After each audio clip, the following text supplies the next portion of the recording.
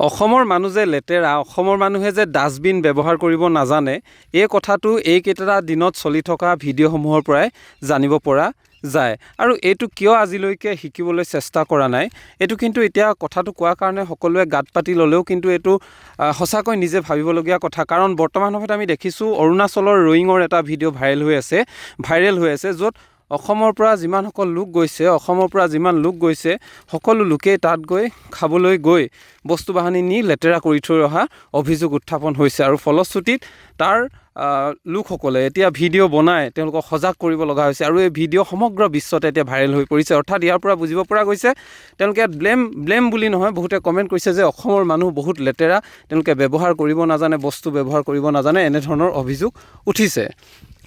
আটাইতকৈ লাজৰ কথা এইটো হৈছে য'ত ছ'চিয়েল মিডিয়াত যেতিয়াই বস্তু এটা ভাইৰেল হয় তেতিয়াই কিমান অপমানিত হ'ব লগা হয়। এতিয়া বিভিন্ন ঠাইৰ মানুহে লিখিবলৈ ধৰিছে যে অসমৰ মানুহ য'তে যায় ত'তেই লেতেৰা কৰিছে, জাবৰ জোঁথৰ পেলাই দিছে, পিকনিক খাবলৈ গৈ যিসমূহ পেলনীয়া বস্তু তাতে পেলাই থৈ আহিছে।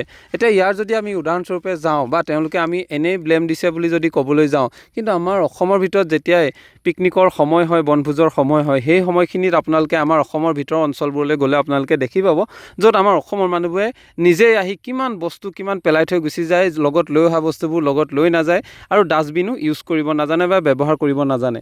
আমি বাহিৰৰ দেশসমূহক ফ'ল' কৰোঁ, কিন্তু ফৰেইন কাণ্ট্ৰি ছুইজাৰলেণ্ড হওক বা অন্যান্য যিসমূহ দেশ আছে সেই দেশসমূহ কিমান চাফ চিকুণ, ৰাস্তাত ফু মাৰি দিলে ভাত খাব পৰা এনেকুৱা এটা অৱস্থা, তেওঁলোকে প্ৰতিটো মুহূৰ্তত ডাষ্টবিন ব্যৱহাৰ কৰে। কিন্তু আমাৰ অসমৰ মানুহ বৰ্তমান সময়তো বহু লোকে কিন্তু এইখিনি ফ'ল' কিয় নকৰে, এইটো আটাইতকৈ এতিয়া আচৰিত ঘটনা হৈ পৰিছে। আৰু যদি আপুনি চাবলৈ যায়, চৰকাৰক প্ৰতিটো মুহূৰ্তত দুখ দিলেও নহ'ব, মানুহ নিজে সজাগ হ'ব লাগিব।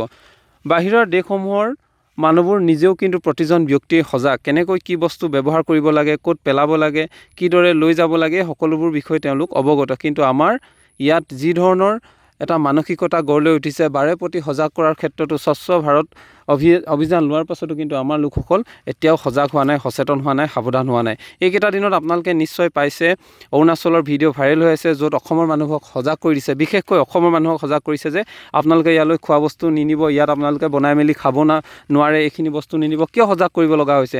কাৰণ অৰুণাচলৰ এই ধুনীয়া ঠাইবোৰ লেতেৰা কৰি থৈ আহিছে আমাৰ অসমৰ মানুহে।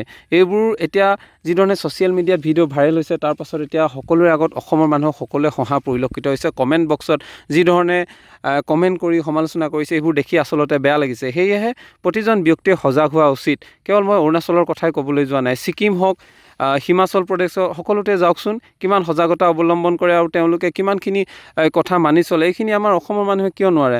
আমাৰ অসমৰ মানুহ গোটেইখিনি বুলি ক'ব নাযাওঁ, তাৰ মাজতো একাংশ আছে যিসকলে এইখিনি বস্তুক লৈ যথেষ্ট সজাগ, ক'ত ডাষ্টবিন কিদৰে ব্যৱহাৰ কৰিব লাগে এই বিষয়ে জানে। কিন্তু আমাৰ একাংশই কিয় এনেকুৱা কৰে?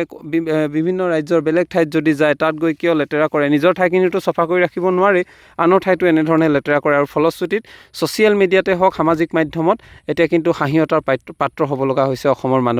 সেয়ে এই ক্ষেত্ৰত কিন্তু অতি সাৱধান হোৱাটো অতি উচিত। আৰু যিধৰণে ভিডিঅ' ভাইৰেল হৈছে, ভিডিঅ'বোৰত আপোনালোকে দেখিছে য'ত অসমৰ মানুহক সজাগ কৰিছে যে ৰয়িঙলৈ আহিলে আপোনালোকে কি বস্তু ক'ত লগত আনিব লাগিব, ক'ত আপোনালোকে লগত আনিব নোৱাৰে, এইখিনি বস্তু নিব নোৱাৰে, এনেধৰণৰ ৰেষ্ট্ৰিকশ্যন লগাই দিছে। আৰু লগাইছে এইটো কাৰণে কাৰণ তাত গৈ সেই ধুনীয়া ঠাইবোৰ লেতেৰা কৰিছে আমাৰ মানুহবোৰে। সেয়ে এই ক্ষেত্ৰত সাৱধান হোৱাটো, সজাগ হোৱাটো অতিকৈ উচিত। আৰু যদি সজাগ বাৰু সাৱধান হোৱা নহয় তেনেহ'লে কিন্তু এনেদৰে অন্যান্য ঠাইতো আমাৰ মানুহবোৰে লাজ পাব। আৰু এই লাজ পোৱাটো আমি কিন্তু কেতিয়াও নিবিচাৰোঁ।